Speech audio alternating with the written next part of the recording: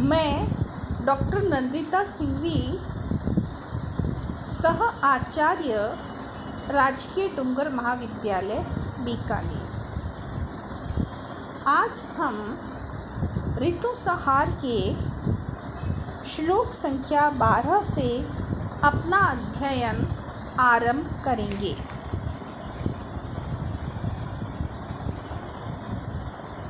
नमो नमः। महाकवि कालिदास ने इस श्लोक में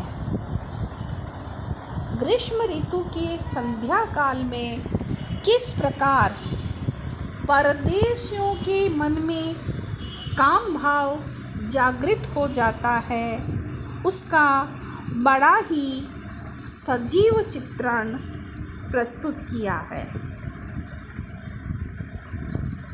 कवि कहता है, सविभ्रमैः सस्मितजिह्ववीक्षितैः विलासवत्यो मनसि प्रवासिनाम् अनङ्गसन्दीपनम् आशु कुर्वते यथा प्रदोषा शशिचारुभूषणा।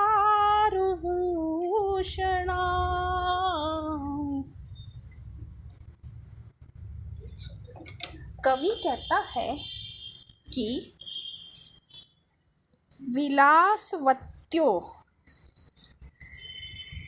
जो विलासिनी रमणियां हैं, सविभ्रमई, अपने विभ्रमों से, अपने हाव भाव से, जो कैसे हैं, सस्मित जिह्ववीक्षितैः।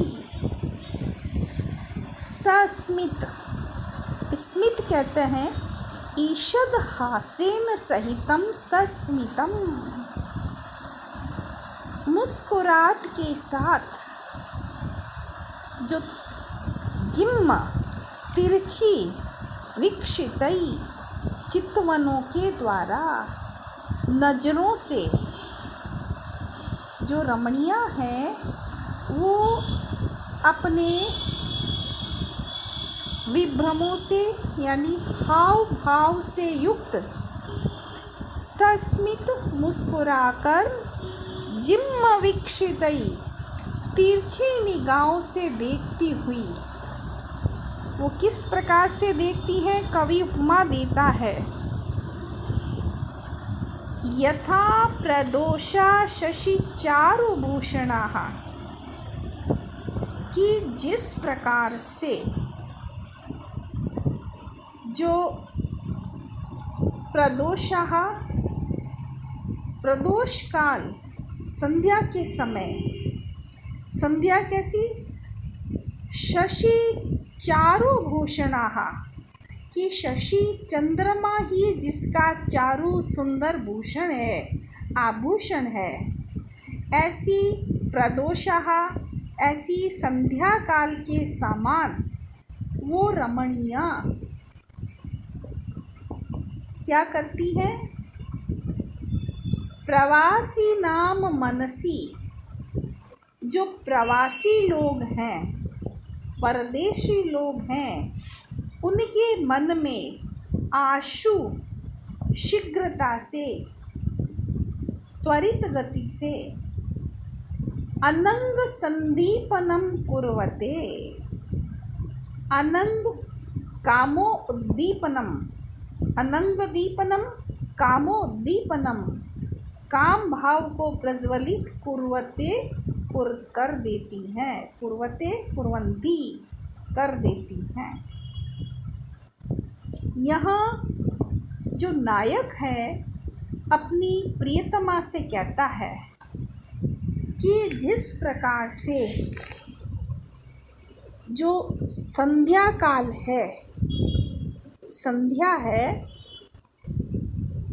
वो चंद्रमा रूपी आभूषण से सजी हुई अत्यंत आकर्षक होती है। और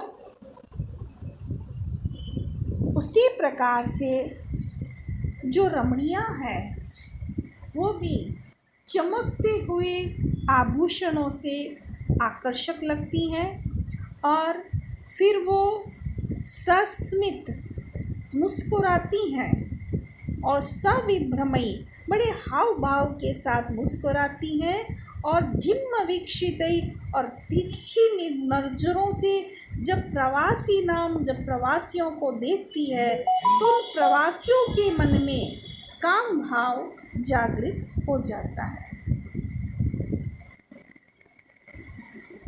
यहाँ पर जो विभ्रम शब्द आया है उसके विषय में ये कहा गया है आचार्य विश्वनाथ की तरफ से भी कि जो विभ्रम है वह प्रियतम के आगमन आदि के समय हर्ष एवं अनुराग आदि के कारण जल्दी करने की धुन में भूषण आदि को और के और अंगों में धारण कर लेने को कहते हैं।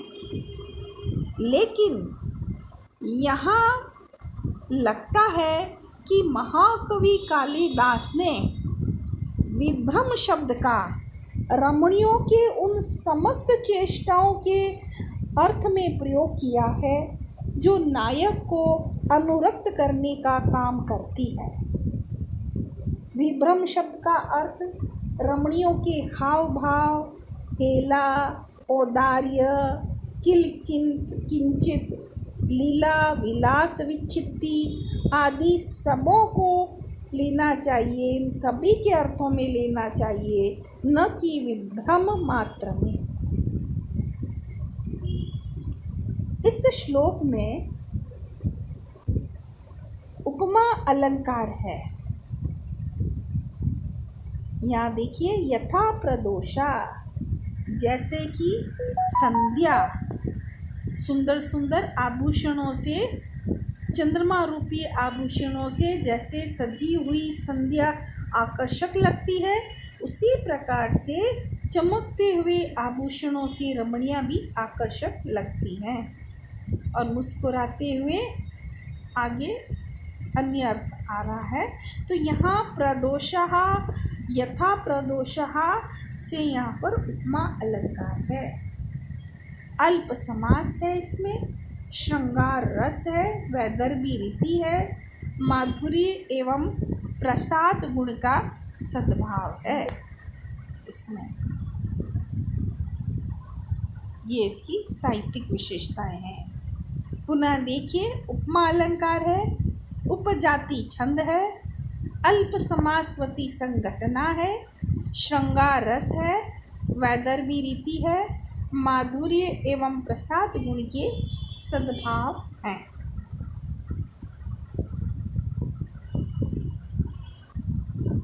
आगे कालिदास ने ग्रीष्म ऋतु में, अत्यंत जो तपती हुई ग्रीष्म ऋतु है उसमें किस प्रकार से ये जो ग्रीष्म ऋतु का आपत्तकाल आता है उसमें जो परस्पर वैर भाव रखने वाले प्राणी भी है वो भी अपने संकट के समय वैर भाव को त्याग देते हैं, उसका बड़ा ही स्वाभाविक सजीव चित्रण किया है। कवि बताता है कि किस प्रकार से सर्प और मयूर में जो आपस में वध्य घातक भाव होता है, लेकिन जब अत्यंत भीषण गर्मी पड़ रही होती है तो सर्प गर्मी से झुलस जाता है और गर्म धूप में जलता हुआ टेढ़ी गति से चलता है और मुख नीचे करते हुए लंबा लंबा सांस लेकर लेटा हुआ सांप के नीचे जाकर बैठ जाता है। और सांप भी ग्रीष्म ऋतु के प्रभाव से अत्यंत क्लांत होता है और वह भी सांप को देखकर कुछ नहीं करता, चुपचाप रहता है। तो इस प्रकार से वैर भाव रखने वाले प्राणी भी मित्र भाव से ग्रीष्म ऋतु में रहते हैं। श्लोक देखिए,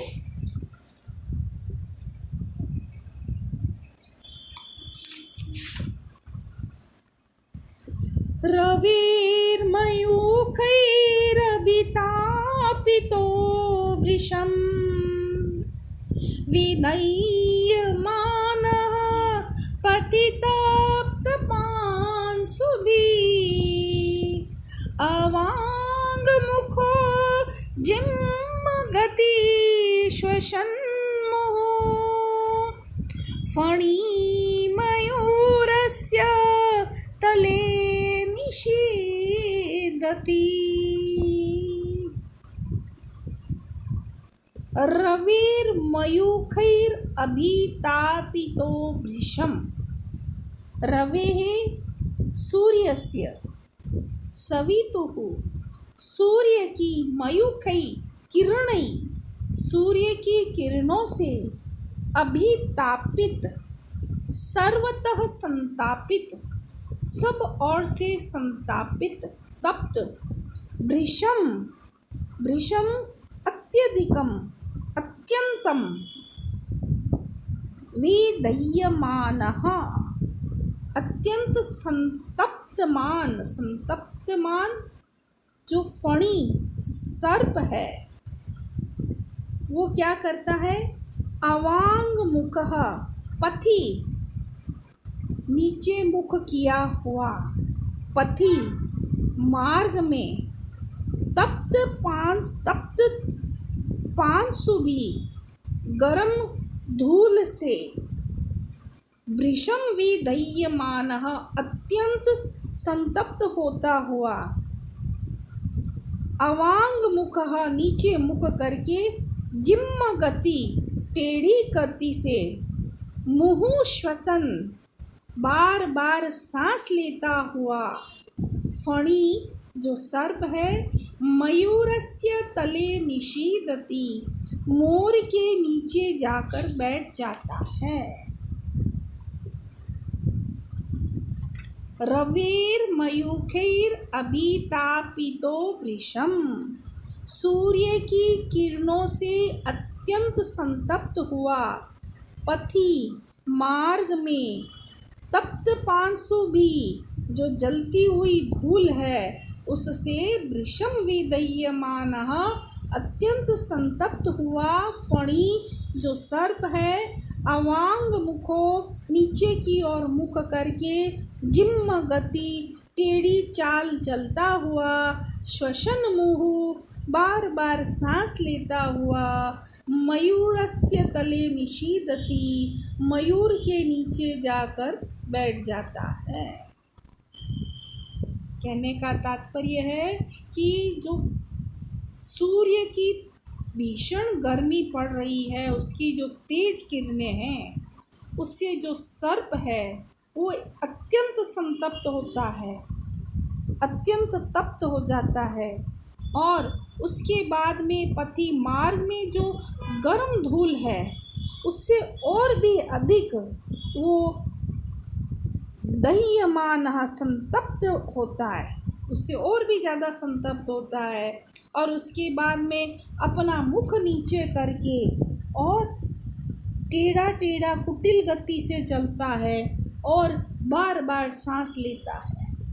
इसके बाद में जो देखता है कि एक स्थान पर मोर बैठा हुआ है और उसके नीचे उसको लगता है कि छाया उसको मिल जाएगी, उसको शीतलता मिलेगी, तो जो मोर उसका शत्रु है उसका भक्षण कर लेता है, लेकिन वो बिना डरे अपने प्राण बचाने के लिए उस मोर के नीचे जाकर बैठ जाता है, और मोर भी उसे उस समय कुछ नहीं कहता।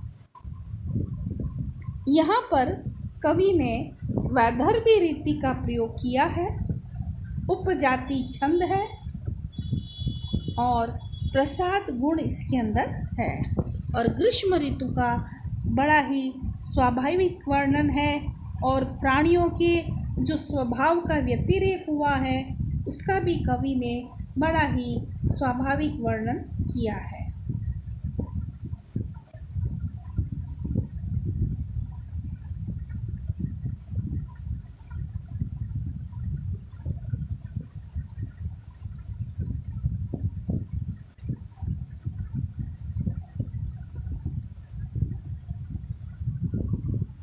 अगले श्लोक में भी कवि ने इसी प्रकार से ग्रीष्म ऋतु की भीषणता का वर्णन किया है और अत्यंत भीषण गर्मी पड़ने के कारण जो खूंखार प्राणी है वो भी अपना स्वभाव छोड़ देते हैं।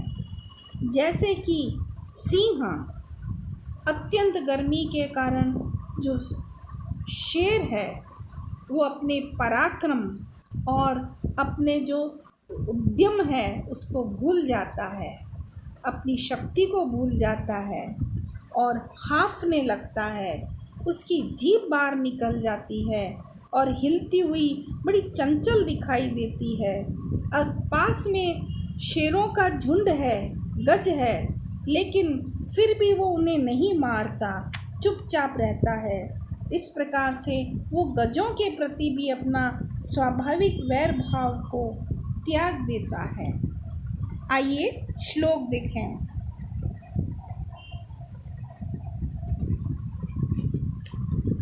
तृषा महत्या हत विक्रमोद्यमः श्वसन् मुहुर्दूरविदारिताननः न हन्त्यदूरे अपि गजान् मृगेश्वरो विलोलजिह्वश्चलिताग्रकेसरः महत्या तृषा हत विक्रमो उद्यमः। महत्या तृषा अति भीषण अत्यधिक तृषा प्यास के कारण हत विक्रमो उद्यमः जिस सिंह का जो विक्रम है, पराक्रम है, उद्यम और जो प्रयास है वो समाप्त हो गए और दूर विदारिताननः और उसने अपना जो मुँह है विदारितम स्फारितम विस्तारितम फैला लिया और उसका जो मुँह है वो फैल गया और श्वसन और वो सांस ले रहा है, बार बार हाँफ रहा है। सांस लेते हुए उसका जो मुख है वो फैल गया है। श्वसन मुँह बार बार सांस लेता है। विलोल जिह्व और बार बार सांस लेने से उसकी जो जीभ है वो विलोल चंचल हो गई है और चलिता अग्रकेसरः और उसके जो अग्रकेसर हैं, जो गर्दन के बाल हैं, चलित हिल रहे हैं, काँप रहे हैं और अदूरे अपि गजान न हन्ति और जो बहुत दूर नहीं है अर्थात जो सन्निकट हाथी हैं उन्हें न हन्ति, उन्हें नहीं मारता है। पुनः देखिए, तृषा महत्या अत्यंत प्यासे होने के कारण जिसका विक्रम पराक्रम और जो प्रयास है जो वह नष्ट हो गया है और दूर विदारिताननः और जिसने अपना जो मुख है वो बड़ा सा दूर तक फैला लिया। चलिता अग्रकेसरः और उसके जो आगे के केसर हैं, बाल हैं, वो हिल रहे हैं। श्वसन मुहुर विलोल जिह्व बार बार सांस लेता है और उसकी जीभ है वो हिल रही है और अदूरे अपि गजान न हन्ति जो हाथी अदूरे ज़्यादा दूर नहीं है उनको मृगेश्वरः जो शेर है न हंती उनको नहीं मारता है। तो भावार्थ यह है कि अत्यंत ग्रीष्म ऋतु में जो सिंह है वो भी अत्यंत प्यासा हो जाता है और अत्यंत प्यासे होने के कारण उसकी शक्ति खत्म हो जाती है और वो कुछ भी करने के काबिल नहीं रहता और बार बार सांस लेता है और उसका जो मुख है वो फैल जाता है और उसकी जो जीभ है वो हिलती है, चंचल चंचल हो जाती है और उसके जो गर्दन के बाल हैं वो भी हिलते हैं बार बार। और हाथी की स्थिति ये हो जाती है कि पास में विद्यमान जो हाथी हैं उन्हें वह मारता नहीं है, मार नहीं पाता। इस श्लोक की साहित्यिक विशेषताएं देखें कि इस श्लोक में भी उपजाति छंद है, वैदर्भी रीति है, प्रसाद गुण है, मध्यम समासवती संगठना है इसके अंदर भी और ग्रीष्म ऋतु के प्रभाव का बड़ा ही स्वाभाविक चित्रण महाकवि कालिदास ने किया है। आज इतना ही। आप सभी इस श्लोक को अपने शब्दों में लिखेंगे। आज का इतना ही गृह कार्य है। धन्यवाद।